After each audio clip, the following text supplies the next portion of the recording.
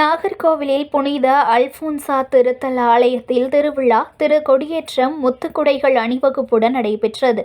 தொடர்ந்து நடைபெற்ற ஆடம்பர திருப்பலியில் ஏராளமான கிறிஸ்தவர்கள் பங்கேற்றனர்.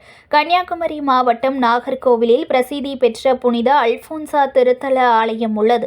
ஆண்டுதோறும் இந்த ஆலயத்தில் ஜூலை மாதம் 10 நாட்கள் திருவிழா நடைபெறுவது வழக்கம். இந்த ஆண்டிற்கான ஆண்டு திருவிழா மாலை திருக்கொடியேற்றத்துடன் தொடங்கியது. புனித அல்போன்சா சிறப்பு நவநாள் நிகழ்ச்சியை தொடர்ந்து தக்கலை மறைமாவட்ட குருகுல முதல்வர் பேரருட்தந்தை தோமஸ் பவுவத்து பரம்பில் திருக்கொடியேற்றம் செய்து வைத்தார். முன்னதாக முத்துக்குடைகள் அணிவகுப்பு நடைபெற்றது. திருக்கொடியேற்றத்தை தொடர்ந்து ஆடம்பர கூட்டு திருப்பலி நடைபெற்றது. இதில் ஏராளமான கிறிஸ்தவ மக்கள் கலந்து கொண்டனர்.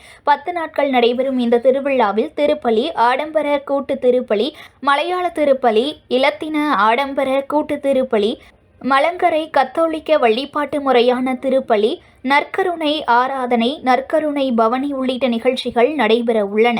10ஆம் திருவிழாவான அடுத்த மாதம் 3ஆம் தேதி திருத்தேர் பவனி, நேர்ச்சை விருந்துடன் திருவிழா நிறைவு பெறும். 10 நாட்கள் திருவிழாவில் குமரி மாவட்டம் மட்டுமின்றி கேரளாவில் இருந்தும் ஏராளமான கிறிஸ்தவர்கள் கலந்து கொள்வார்கள்.